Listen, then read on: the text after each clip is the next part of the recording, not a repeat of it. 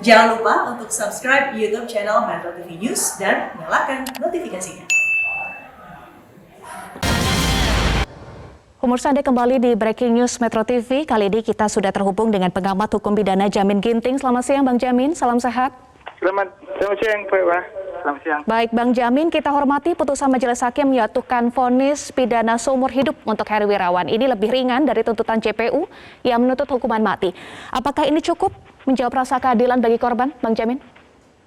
Ya, kalau konsep keadilan itu dilihat dari sisi korban, tentu kita merasa ini kurang memberikan rasa keadilan.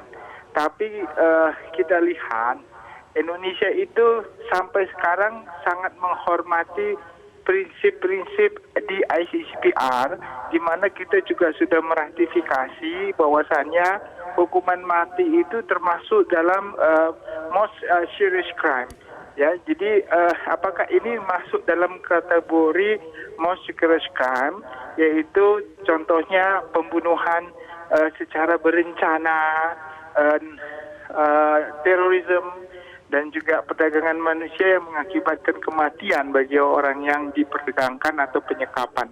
Nah, jadi hal ini yang menjadi perhatian mungkin bagi hakim karena hukuman mati bukan solusi yang terbaik untuk memberikan efek jera bagi pelaku tindak pidana karena dianggap ini bukan suatu perbuatan untuk membalas dendam.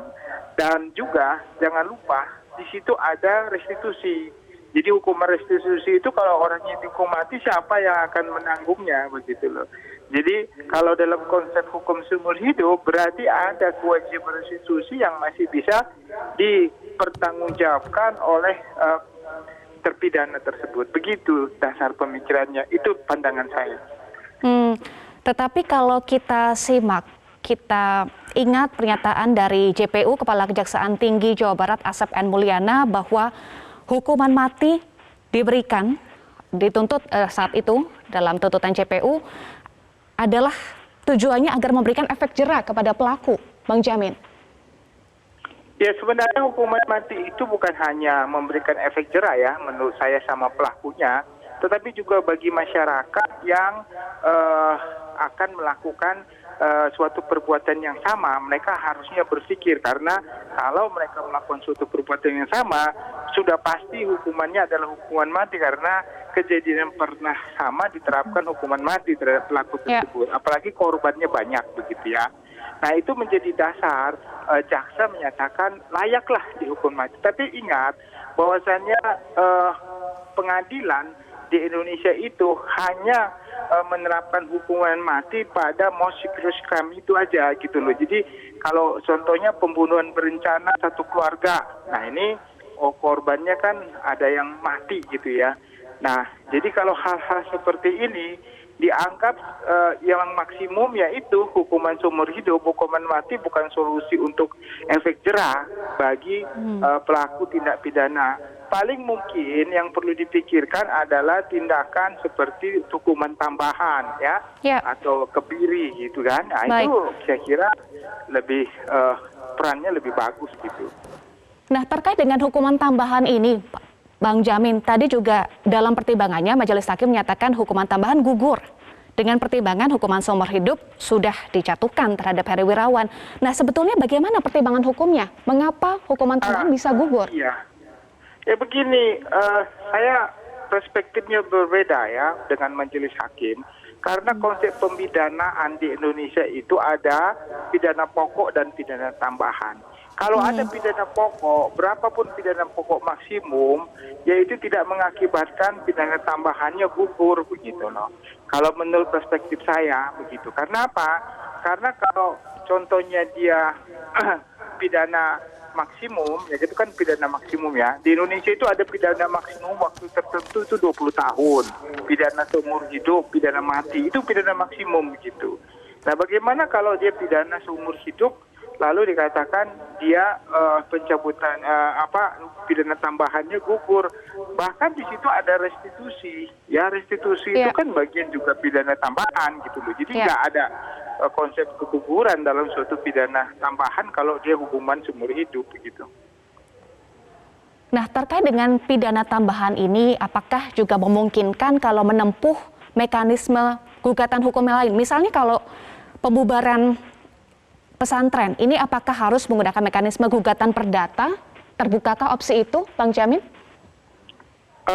Kalau masalah itu masalah administratif ya, masalah perizinan dan lagi lainnya. Tapi ini bisa jadikan dasar, putusan pidana ini bisa dijadikan dasar untuk mengajukan contohnya gugatan ganti rugi. Tapi tadi kan sudah ada restitusi ya yang disampaikan kepada korban.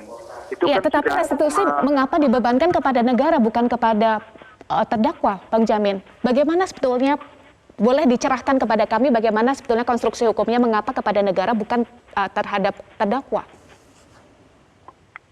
Ini saya kalau hal ini saya putuskan saya belum baca ya dasarnya. Tapi pada prinsipnya restitusi itu bisa harusnya dibayarkan oleh pelaku. Kalau negara mengcover ini saya kurang paham ya apa dasar pertimbangannya. Saya juga harus baca lebih dahulu kan dasar pertimbangannya kenapa negara harus mengcover itu ya sehingga.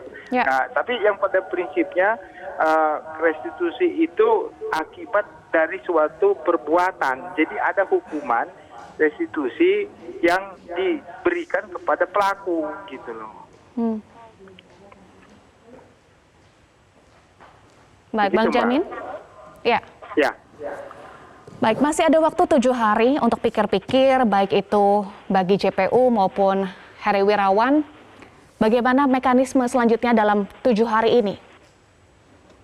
Ya, saya kira upaya hukum bisa dilakukan kalau mereka memang mau mengajukan banding gitu ya terhadap putusan tersebut ya.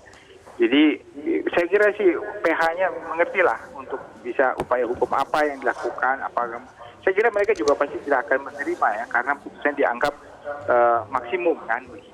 Jadi bisa upaya hukum gitu. Tapi kalau jaksa tadi saya dengar komentarnya mereka sudah merasa cukup puas dan apa yang sudah diputuskan sudah sesuai dengan apa yang mereka harapkan walaupun belum di maksimum hukuman mati. Tapi tadi katanya saya dengar mereka sudah setuju terhadap dakwaan primer yang mereka ajukan. Gitu.